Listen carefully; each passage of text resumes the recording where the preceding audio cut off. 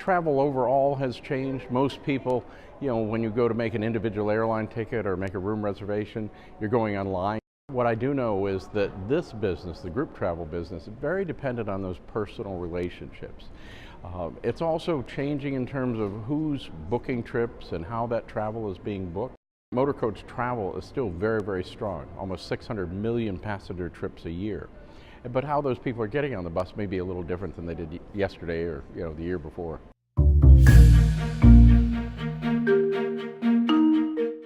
Millennials in particular have embraced motor coach travel like no other generation. And I'll give you an example.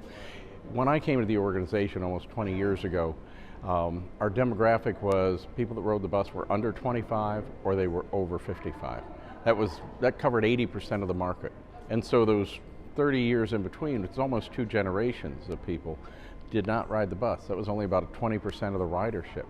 Now it's completely different. Our demographic is most passengers are certainly under 30. When I ride the bus from Washington, D.C., for example, to New York, it's almost all millennials. The challenge is now how do you transfer that over to the charter and the tour market? And that challenge, I think, is for operators to create product that millennials or any other group for that matter, but in particular millennials want. So we've already made them bus customers. They're willing to take the bus. They're on the bus with me to New York. How do I get them to go to the winery on the weekend? How do I get them to take a tour to a destination? How do we get them to Louisville? It's having the right tour product and probably not calling it a tour and creating a different environment for their travel experience.